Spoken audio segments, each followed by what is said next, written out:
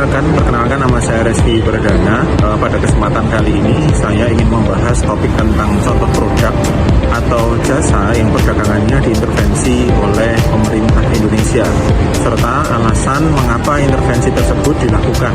Topik ini penting karena intervensi pemerintah mempengaruhi bagaimana sebuah produk diatur dalam proses ekspor dan impornya, serta dampaknya terhadap perekonomian nasional. Yang pertama, contoh produk yang diintervensi. Pertama-tama, saya akan memberikan contoh produk yang perdagangannya diintervensi oleh pemerintah Indonesia. Salah satu produk yang paling jelas adalah beras.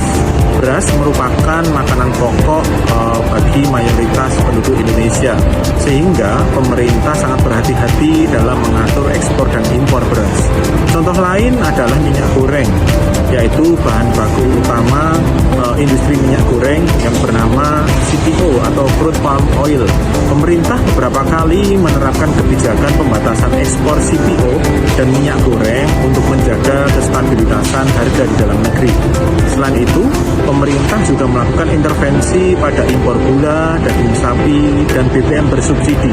Semua produk ini bersifat strategis dan menyangkut kepentingan publik yang sangat luas. Jadi, intervensi ini bukan hal yang baru. Pemerintah sengaja memilih produk yang punya dampak besar terhadap kebutuhan dasar masyarakat atau sektor strategis dalam ekonomi nasional. Yang kedua, mengapa pemerintah mengintervensi? Yang selanjutnya, mengapa terjadi seperti ini? Karena pemerintah memiliki alasan tertentu terhadap produk-produk tersebut. Ada beberapa alasan dari pemerintah yang mendesak, yang melatar belakanginya. Yang pertama, menjaga ketersediaan harga yang stabil yang dilakukan oleh pemerintah. Beras, gula, daging sapi, dan minyak goreng adalah kebutuhan pokok masyarakat. Jika pasokan terbatas atau harganya naik tinggi, maka daya beli masyarakat akan terganggu dan dapat memicu inflasi. Pemerintah melakukan intervensi untuk memastikan harga tetap terjangkau, misalnya dengan mengatur kuota impor atau membatasi ekspor sementara.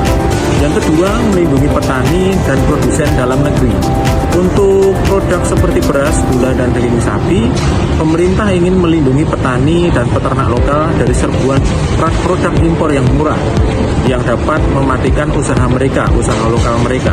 Dengan pengaturan ini, pemerintah memberikan waktu bagi sektor lokal untuk tumbuh dan lebih kompetitif. Yang ketiga, menjaga ketahanan pangan nasional. Bahan pangan adalah sektor strategis.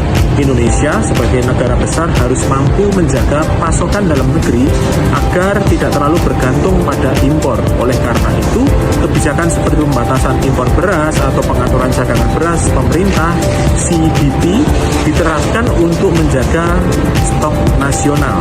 Yang keempat, mengendalikan ekspor produk strategis. Pada kasus minyak goreng dan CPO, pemerintah sempat melarang ekspor sementara agar harga dalam negeri tidak melonjak. Tujuannya, kebijakan ini adalah melindungi konsumen dalam negeri, sekaligus menjaga stabilitas ekonomi. Dan yang kelima, memiliki tujuan sosial dan politik.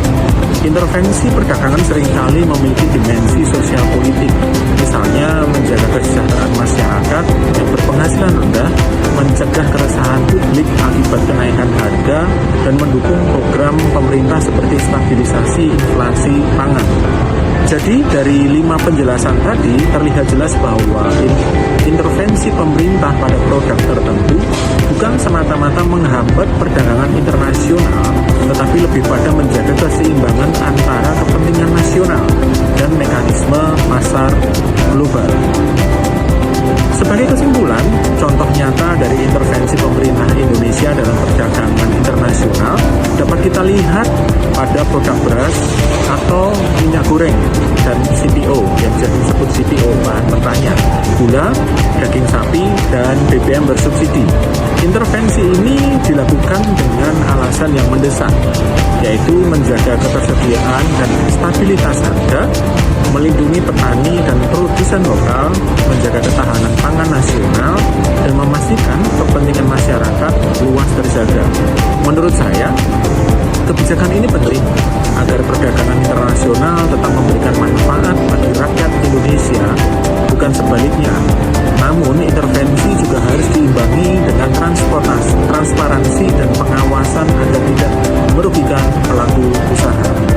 Demikian pemaparan dari saya mengenai contoh produk yang diintervensi oleh pemerintah Indonesia dan alasan dibaliknya. Semoga bermanfaat dan bisa menjadi bahan diskusi kita semua dalam perkuliahan ini. Terima kasih.